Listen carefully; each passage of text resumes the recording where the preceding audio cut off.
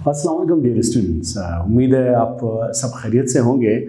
आज हम डिस्कस करेंगे जो नज़म हमने पढ़ी थी daffodils written by William Wordsworth.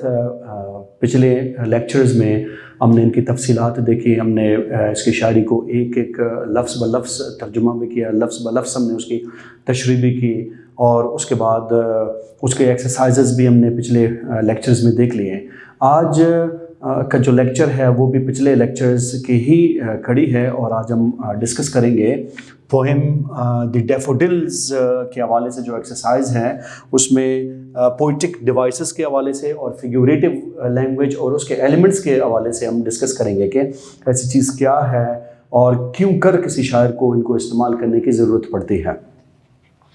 सबसे पहले अगर हम देखें पोइटिक डिवाइसेस, जैसा कि अपने नाम से ये ज़ाहिर है कि शायरी के कुछ ऐसे एलिमेंट्स हैं, शायरी के कुछ ऐसे अनासर हैं जिनसे कम बेश तमाम शोरा वाकिफ़ है और वही इन एलिमेंट्स को इस्तेमाल करते हैं अपने अल्फाज और अपने ख़यालात में खूबसूरती लाने के लिए और अपने दिल के अंदर, जहन के अंदर जो ख़यालात का एक तूफ़ान है वो किस तरह से अल्फाज के थ्रू उसको बयान करते हैं और किस तरह से तशबीहात और इस्तिआरा वगैरह का इस्तेमाल करते हैं, किस तरह से बेजान चीज़ों को इंसानों जैसे ख़ासियत दे के बयान करते हैं, जैसे फूलों का मुस्कुराना, दीवारों का सुनना और दरो दीवार का रोना। हकीकत में तो ये नहीं रोते और ना ही सुन सकते हैं, ना ही स्माइल कर सकते हैं, लेकिन शोरा जो है वो पोइटिक डिवाइसेस में इन्हीं चीज़ों का इस्तेमाल करके अपने ख़यालात और अल्फाज में खूबसूरती बयान करते हैं। सबसे पहले हम देखते हैं फिगरेटिव लैंग्वेज है क्या। फिगरेटिव लैंग्वेज वो लैंग्वेज है जो कि लिटरल लैंग्वेज का ऑपोजिट है। लिटरल लैंग्वेज का मतलब ये है कि लफ्ज़ी माना, मिसाल के तौर पर लफ्ज़ी माना ये है कि फूलों का मुस्कुराना। अब हकीकत में तो फूल नहीं मुस्कुराते, लेकिन इस मुस्कुराने से मतलब ये है कि वो माहौल, वो मंज़र जिसके मंज़र कशी एक शायर कर रहा है उसमें किस कदर खूबसूरती है और वो किस कदर जो है राहत बख्श है और किस तरह से वो खुशी का सामान उसे दे रहा है। तो एक अल्फाज जब एक मकाम पे अपना ख़ुद का माना दे रहा हो तो हम उसे लिटरल यानी लफ्ज़ी माना कहेंगे और वही लफ्ज़ अगर कहीं और किसी और माने में आ जाए तो उसे हम फिगरेटिव मानों में इस्तेमाल करेंगे। मिसाल के तौर पर आप के सामने अगर आपकी किताब मौजूद है, सफ़ा नंबर 42 है, फिगरेटिव लैंग्वेज के बारे में बहुत ही आसान और वजाहत के साथ ये चीज़ बयान की गई है। Figurative language uses unusual comparisons, जो गैर मामूली कंपैरिजन है, एक चीज़ का दूसरे चीज़ से मवाजना है, उसे ही हम फिगरेटिव लैंग्वेज कहेंगे और उसको एक बहुत ही खूबसूरत अंदाज में हम बयान करेंगे।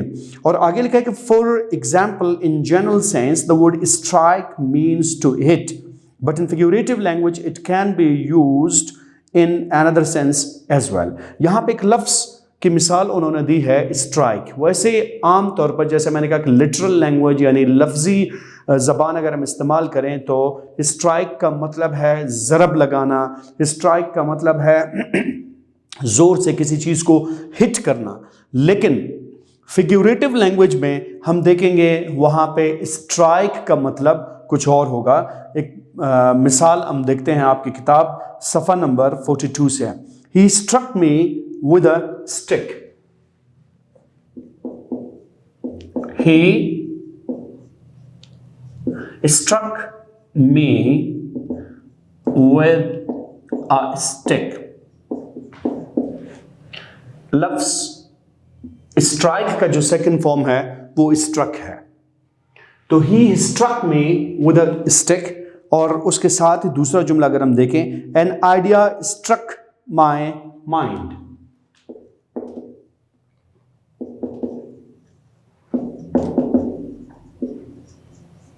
N idea struck my mind. Dear students, दोनों जुमलों में एक ही लफ्ज़ स्ट्रक इस्तेमाल हुआ है। जो कि सेकंड फॉर्म है स्ट्राइक का। जैसा थोड़ी देर पहले मैंने आपसे अर्ज किया कि स्ट्राइक का मतलब है ज़रब लगाना, स्ट्राइक का मतलब है किसी चीज़ को ज़ोर से हिट करना। अब अगर हम पहले जुमले पे नज़र डालें, he struck me with a stick, उसने मुझे एक छड़ी से मारा। तो यहां पे स्ट्रक का मतलब वही माना है, लफ्जी माना है, लिटरल मीनिंग है।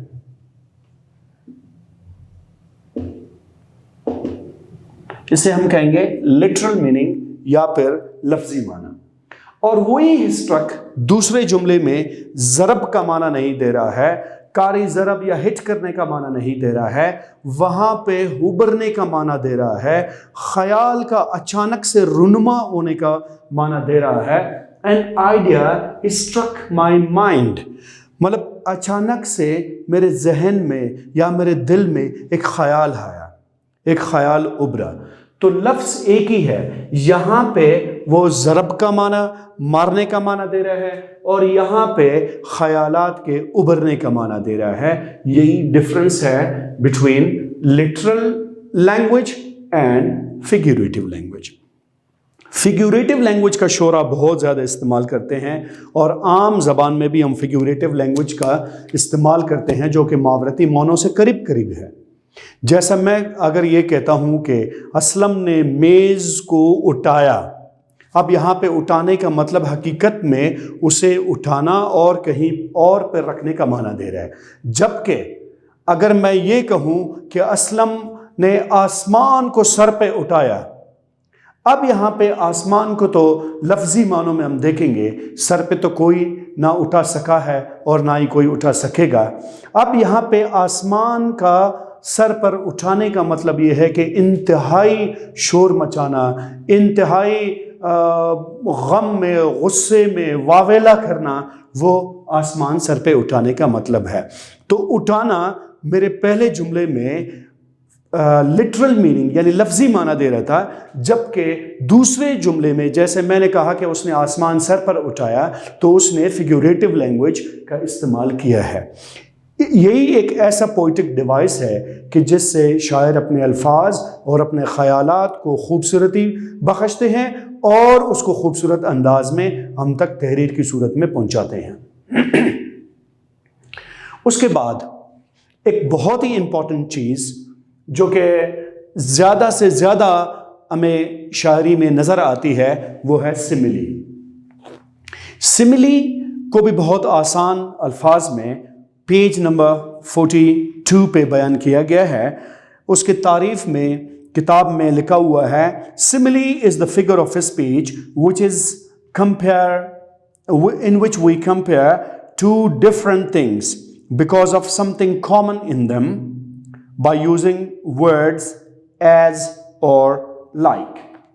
यहां पे हम क्या करते हैं, इसी डेफिनेशन को अगर मैं आसान करके आपको बताऊं, सिमिली को हम यूज करते हैं कंपैरिजन के लिए, बिटवीन टू थिंग्स। हम कंपैरिजन करते हैं, हम मवाजना करते हैं, एक की खासियत को मद्देनजर रख के दूसरे के लिए हम इस्तेमाल करते हैं।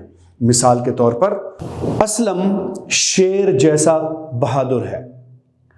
अब शेर के अंदर जो बहादुरी की खासियत है उसको मैंने तशबीह दी, बल्कि शेर की बहादुरी से असलम की बहादुरी को मैंने तशबीह दी। उसका कंपैरिजन उसके साथ किया कि किस तरह से मैं, जो मेरा ख्याल है, मेरे दिल के अंदर एक बात है जो उसकी बहादुरी को मैं उजागर करना चाहता हूँ, तो सिमिली मेरे पास एक ऐसे पोइटिक डिवाइस है या फिगरेटिव लैंग्वेज का एक आंसर है कि जिसके ज़रिए से आप आसानी मैं कह सकता हूँ कि उसकी बहादुरी को मैंने शेर के साथ कंपेयर किया। तो इस सिमिली को जब कभी भी हम देखेंगे वो अमूमन एज और लाइक के अल्फाज इसमें इस्तेमाल होते हैं। अगर हम इसी पोइम के अंदर हम देखें, पहले ही सेंटेंस में यानी पहले ही सतर में शायर कहता है, I wandered lonely as a cloud. मैं एक बादल की तरह इधर उधर घूम रहा था, फिर रहा था। अब उसने एज का लफ्ज इस्तेमाल किया है।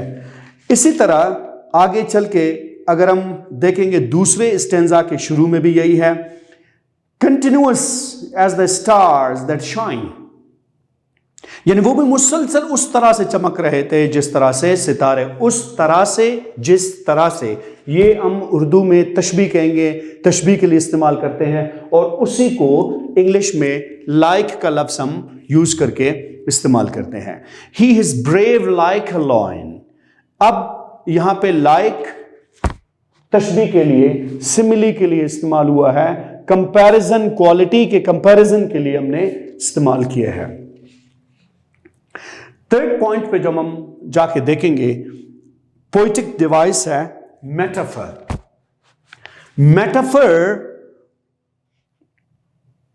मेटाफर को किताब में बहुत मुख्तसर और जामे अंदाज में इस तरह से बयान किया गया है। Metaphors compare two different things without using the words like और as. We can also say that metaphors compare to different things by saying that one thing is another thing. अब सिमिली में तो हमने देखा कि जहां पे as और like का हमने इस्तेमाल किया, जबकि मेटाफर में as और like बिल्कुल इस्तेमाल ही नहीं होते। उसमें एक चीज का नाम दूसरे चीज को हम दे देते हैं। मिसाल के तौर पर थोड़ी देर पहले जैसा मैंने कहा कि असलम शेर जैसा बहादुर है। अब अगर उसकी बहादुरी को मैं मेटाफर के थ्रू एक्सप्लेन करना चाहूंगा तो मैं ये नहीं कहूंगा कि असलम शेर की तरह बहादुर है, मैं ये कहूंगा कि असलम शेर है। शेर की तरह का लफ्ज जो है उर्दू में मैंने हटाया और इंग्लिश में एज और लाइक का लफ्ज हमने हटाया, तो इस तरह से वो चीज मेटाफर बन गया। मिसाल के तौर पर किताब के अंदर है, she has a heart of stone, उसका दिल पत्थर है। अब यहां पे अगर हम ये कहेंगे कि उसका दिल पत्थर की तरह है तो वो मेटाफर से सिमिली बनेगा। और अगर हम ये कहेंगे कि उसका दिल पत्थर है, दिल को मैंने पत्थर कहा, किसी और चीज का नाम इस्तिहारा लेके मैंने इस चीज को दे दिया, यानी उसके दिल को दे दिया, तो इस तरह से वो सिमिली से चल के मेटाफर में कन्वर्ट हुआ। एक और मिसाल देखते हैं। यह सफ़ा नंबर 43 आपके सामने आपकी किताब होगी। सफ़ा नंबर 43 पे पेज के शुरू में चौथा जुमला मैं पढ़ने जा रहा हूं। You have the voice of a wolf, तुम्हारी आवाज एक वुल्फ की तरह है, एक भेड़िए की तरह है।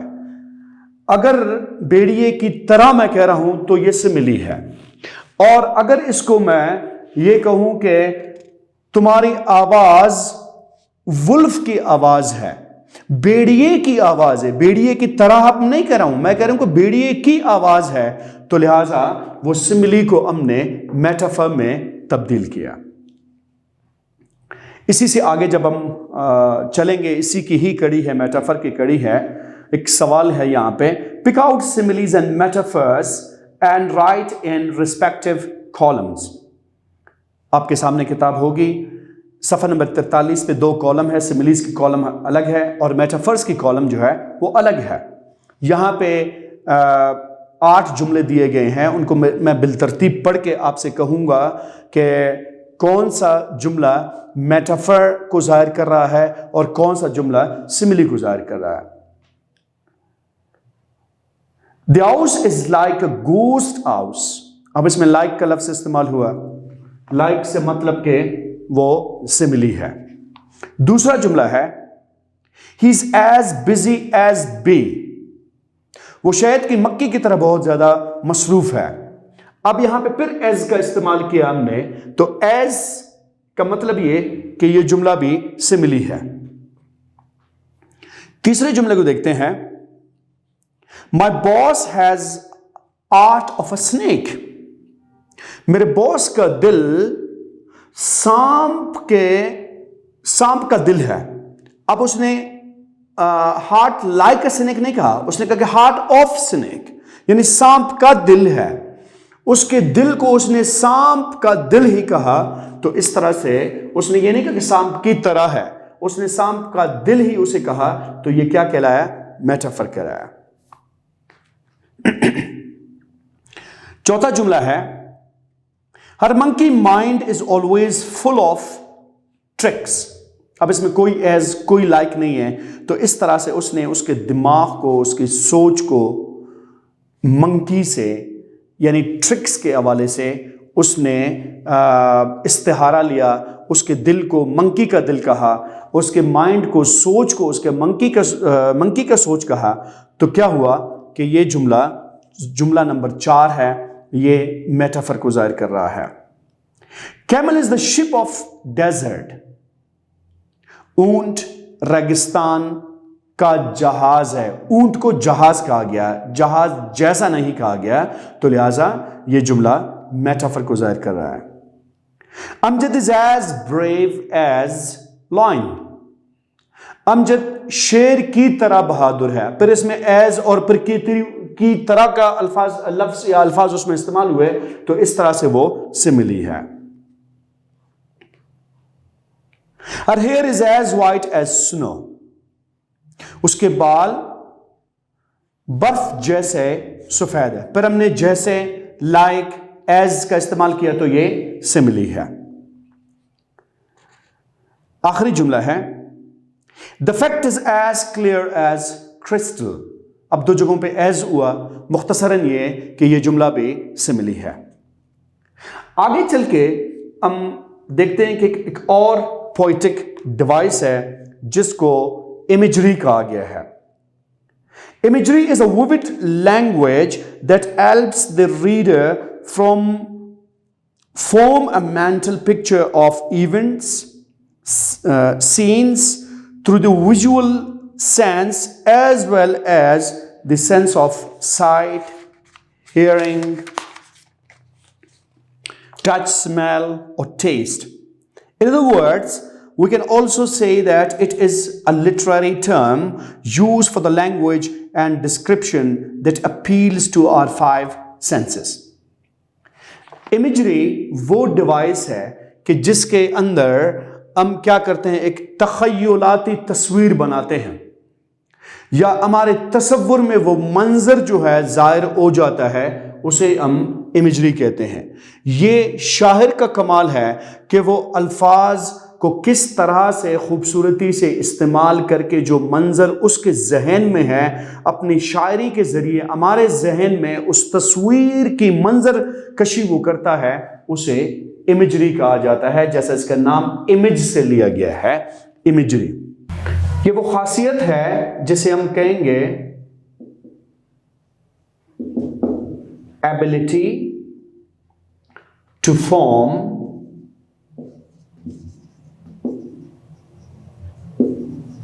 mental picture. Ability to form mental picture, जहन के अंदर किसी मंजर का तसव्वुर पैदा करना, उसकी तस्वीर उजागर करना। अब इसमें इमेजरी के हवाले से कुछ बेहतरीन जुमले आपके एक्सरसाइज, कुछ बेहतरीन जुमले आप की इस लेसन में मौजूद है, जो कि 44 के बिल्कुल शुरू में है। पहला जुमला है, the frigid wind rattled the bare branches. Bare branches वो शाखें जिन पे पत्ते ना हो, रैटल्ड कहते हैं जोर जोर से हिलने को, फ्रिजिड विंड सरतरीन हवा। अगर ये जुमला आप आम तौर पर भी किसी से कहेंगे कि बहुत ही सरतरीन आवाज से वो बगैर पत्तों के शाख भी हिल रहे थे, तो अल्लाह ताला ने जहन के अंदर एक खासियत कर रखी है जो कि एक एलईडी की तरह, सीडी की तरह, टीवी की तरह काम करता है और वो मंजर आपके आंखों के सामने से गुजरता है। इसी नज़म के अंदर विलियम वर्ड्सवर्थ इमेजरी کو कैसे उसने बयान किया है और वो मंजर हमें कैसे नजर आ रहा है. A host of golden daffodils beside the lake, beneath the trees, fluttering and dancing in breeze. Daffodils, golden daffodils का एक झुंड है, एक जुर्मट है जो कि लेक के करीब है, दरख्तों के नीचे है. वो अपने सर खुशी से हिला रहे हैं और नाच रहे हैं. जो बंदा पढ़ेगा और जो बंदा सुनेगा तो उसके जहन में वो मंजर जाहिर होगा कि वाकई एक झील है जिसके किनारे जो है फूल उगे हुए हैं गोल्डन डैफोडिल्स के, और वहाँ पे दरख्त है, दरख्तों के नीचे ये दरख्तों के नीचे ये फूल मौजूद है जो कि हवा से हिल भी रहे हैं, लहलहा रहे हैं और ख़ुशी से नाच रहे हैं. तो इमेजरी, वो तसव्वुर में जब आप इस नज़म को पढ़ेंगे आपको ऐसा लगेगा कि जैसा आप उस मंज़र के अंदर ख़ुद भी मौजूद हो. और यही शायरी के अंदर वो खूबसूरत पोइटिक डिवाइस है कि जिसके ज़रिए से शायर किसी भी पढ़ने वाले को उस मंज़र में आसानी से ले जाता है जिस मंज़र को मद्देनज़र रखते हुए, जहन में रखते हुए वो ख़ुद शायरी कर रहा है. नेक्स्ट हम देखते हैं रेपिटिशन, एक नेक्स्ट पोइटिक डिवाइस है. रेपिटिशन के बारे में सफ़ा नंबर 44 पे हम देखते हैं कि रेपिटिशन क्या है. रेपिटिशन असल में यहाँ से पढ़ के आपको उसका मुख्तसर वो करके आपको बताता हूँ डेफिनेशन, फिर उसको हम डिस्कस करेंगे. Repetition is the technique in language that repeats the same words or phrases to make an idea clearer. यानी बाज़ औक़ात शायर कुछ अल्फाज को यके बाद दीगरे इस्तेमाल में लाकर कोई भी तसव्वुर जो उसके जहन में है, हमारे जहन में, वो उसको बिठाने की कोशिश करता है. और इसी रेपिटेशन के एलिमेंट से क्या होता है कि वो चीज़ हम पे वाज़े तौर पर ज़ाहिर हो जाती है. ज़ाहिर से मतलब ये कि वो चीज़ वाज़े तौर पर हमारी समझ में जो है आ जाती है. अब रेपिटेशन की कुछ मिसालें आपकी किताब सफ़ा नंबर 44 पे है. उसकी एक मिसाल मैं आपको बताता हूँ. ये भी स्टेंजा टाइप 3 sentences पे मौजूद है. My conscience a thousand several tongues, and every tongue brings in a several tale, and every tale condemns me for a villain. अब उसमें पहले जुमले में, किताब अगर आपके सामने है आप वाज़े देख सकते हैं, पहले जुमले में एक मरतबा उन्होंने टंग का इस्तेमाल किया सेवरल के साथ, फिर दूसरे जुमले में फिर एवरी टंग फिर उन्होंने इस्तेमाल किया, फिर आगे चल के टेल का लफ्ज़ इस्तेमाल किया, फिर उस टेल को नेक्स्ट जुमले में फिर वही एवरी और टेल इस्तेमाल किया. तो बार बार इस रेपिटेशन से वो तसव्वुर को पुख्तगी मिलती है. इसी से आगे चल के दूसरे बंद को हम देखते हैं. उसमें क्या लिखा है? A horse is a horse, of course, and no one can talk to a horse, of course. That is of course, unless the horse is the famous Mr. Ed. अब पहले जुमले में horse 2 मरतबा इस्तेमाल हुआ है, फिर उसके बाद of course ये भी 2 मरतबा इस्तेमाल हुआ है जो कि रेपिटेशन है. और नेक्स्ट जुमला हम देखेंगे फिर ऑफ कोर्स इस्तेमाल हुआ है. तीसरे जुमले में फिर ऑफ कोर्स फिर और इस्तेमाल हुआ है. ये क्या है? रेपिटेशन है. सेम वर्ड इज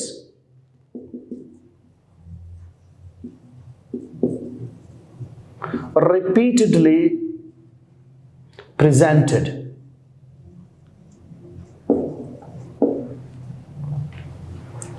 किस लिए? To make the idea clearer.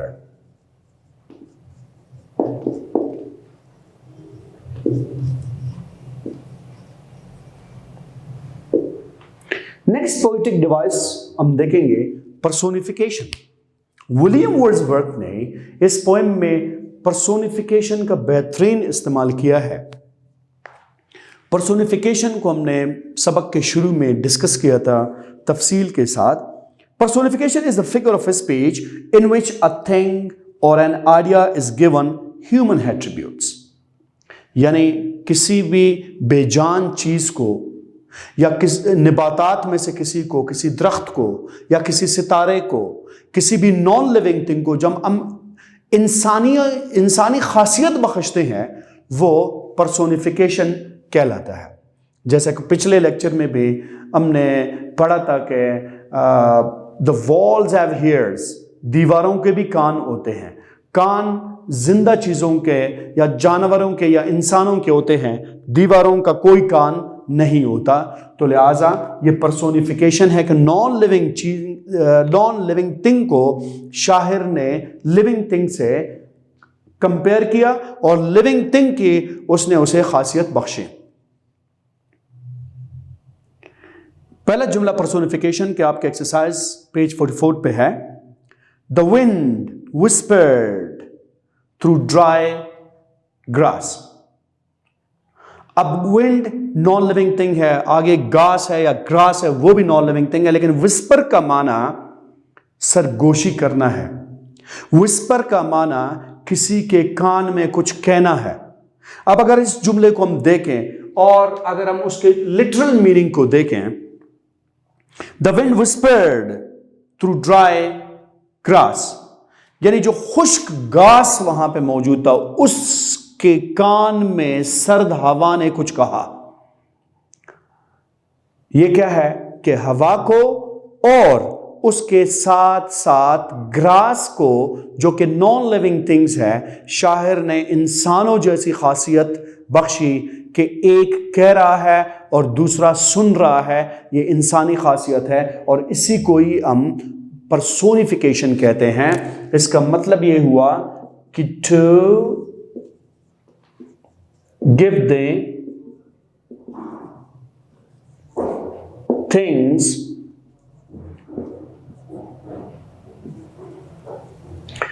human attributes.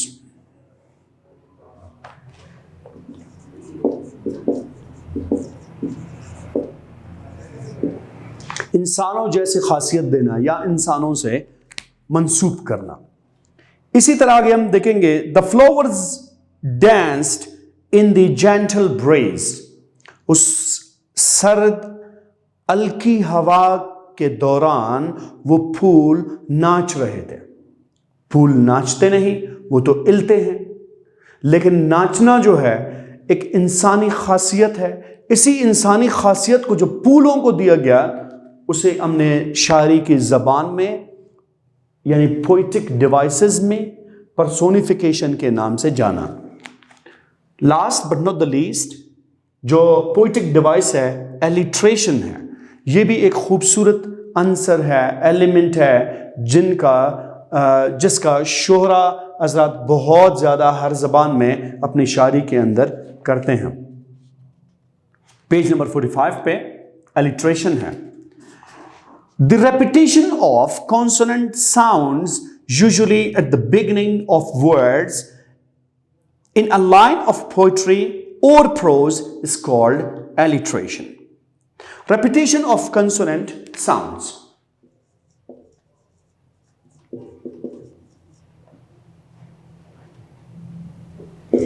Repetition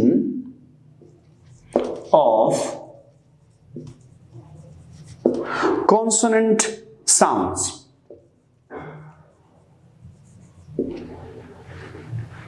یہاں پہ لفظ کانسوننٹ کو تھوڑا وضاحت کروں آپ کے لیے. بخوبی آپ واقف ہے کہ انگلش لیٹرز میں 26 میں سے 5 وولز ہیں جن کا اگر ایک طرح سے دیکھا جائے اتار چڑھاؤ کے علاوہ ان میں کوئی فرق نہیں ہے. آواز ایک ہی ہے، اے آئی او یو ایک ہی چل رہا ہے. لیکن کانسوننٹ بولڈ ساؤنڈز ہوتے ہیں جو کہ ایک لیٹر جیسا ایس ہے اس میں کانسوننٹ ساؤنڈ ایس کے پاس ہے، باقی جو دیگر لیٹرز ہیں ان کے پاس نہیں. टी का साउंड टी के पास है, पर दीगर बी का साउंड बी के साथ है, ये कंसोनेंट है, अलग अलग साउंड्स है, बोल्ड साउंड्स है, उनको हम कंसोनेंट कहेंगे। अगर वोवल्स इस तरह से आते हो तो शायद उन्हें नहीं कहा जाए, लेकिन क्योंकि वो महसूस इतने ज़्यादा नहीं होंगे, लेकिन जहां कहीं पर कॉन्सोनेंट साउंड्स रिपीटेडली आते हो शायरी में, तो उसे एलिट्रेशन कहा जाता है। और कंसोनेंट साउंड्स उसी एक ही जुमले के अंदर जितने भी अल्फाज मौजूद हैं, हर एक अल्फाज के शुरू के जो लेटर है उसमें साउंड है, उसको हम एलिट्रेशन कहेंगे। मसलन द सन सेट्स स्लोली, ये जुमला आपकी किताब पेज नंबर 45 में मौजूद है। द सन सेट्स स्लोली, अगर इस जुमले को मैं यहां के बजाय यहां लिख दूं, द सन सेट्स स्लोली, शुरू में, आखिर में नहीं, एस आया, फिर शुरू में एस आया, फिर शुरू में एस आया, ये जो कड़ी है एस के आवाज के, ये एलिट्रेशन है। इसी तरह से दूसरा जुमला बहुत खूबसूरत अंदाज में एलिट्रेशन के इसी किताब में, आपके किताब सफ़ा नंबर 45 पे मौजूद है। A strong man struggling with the storms of fate. Strong S, struggling S, फिर दोबारा जो है storms S, strong struggle storm, फिर एस एस एस वहां पे आया। इसी तरीके से आगे हम देखेंगे कि 11वां पॉइंट इसी एक्सरसाइज के अंदर है, underline the uses of alliteration in the following sentences. पहला जुमला है my mother made mango mash for me. अब हम देखते हैं कि एम की जो बोल्ड साउंड है, कॉन्सोनेंट साउंड है, वो अर लफ्ज के अंदर इस जुमले के अंदर अर लफ्ज के शुरू में आता है, जा रहा है। जैसे माई, एम शुरू में आया, मदर, फिर एम शुरू में आया, मेड, फिर एम शुरू में आया, मैंगो मैश फॉर मी। इन तमाम अल्फाज में फोर के अलावा एम से ही हर लफ्ज शुरू हो रहा है, तो ये एलिट्रेशन को जाहिर कर रहा है। Jamila jumped out of the window. Jamila jumped, ये दो एलिट्रेशन को जाहिर कर रहा है। जुमले के आगे चल के कोई एलिट्रेशन नहीं है। The boat drifted dreamily through the white water. अब इसमें वाइट वाटर, एंड में WW आ रहा है, ये एलिट्रेशन को जाहिर कर रहा है, लेकिन बाकी जुमले में कहीं पे एलिट्रेशन नहीं है। आखिरी जुमला है she sells sea shells on the sea shore. She S, sells S, sea S, shells फिर एस, ऑन द सी फिर एस, शोर फिर एस। तो लिहाजा she sells seashells on the seashore, ये एग्जैक्टली एलिट्रेशन के एक खूबसूरत मिसाल मौजूद है। तो लिहाजा इन चार जुमलों में पहला जुमला और जो आखिरी जुमला है वो एलिट्रेशन को बखूबी जाहिर कर रहा है। तो डियर स्टूडेंट्स, ये था हमारा lecture unit number 4 the daffodil poem का जो एक्सरसाइज है उसमें पोइटिक डिवाइसेस के हवाले से, जिसमें हमने जाना कि पोइटिक डिवाइस है क्या, ये शायरी के एलिमेंट्स हैं, अनासर हैं, जिन की मिसालें यहाँ पे मौजूद हैं। फिगुरेटिव है, फिगुरेटिव लैंग्वेज है, फिर सिमिली है, मेटाफर है, इमेजरी है, रेपिटिशन है, पर्सोनिफिकेशन है और एलिट्रेशन है। उम्मीद है कि आपको इस लेक्चर से बहुत इस्तेफादा हुआ होगा। आप मेहनत करें और इन चीज़ों का उम्मीद है कि आपको इस लेक्चर से बहुत इस्तेफादा हुआ होगा। अपना ख्याल रखिएगा। अल्लाह हाफिज़। Thank you very much. मिलते हैं इसी यूनिट के अगले एक्सरसाइज के अगले क्वेश्चन में। Thank you very much. अल्लाह हाफिज़।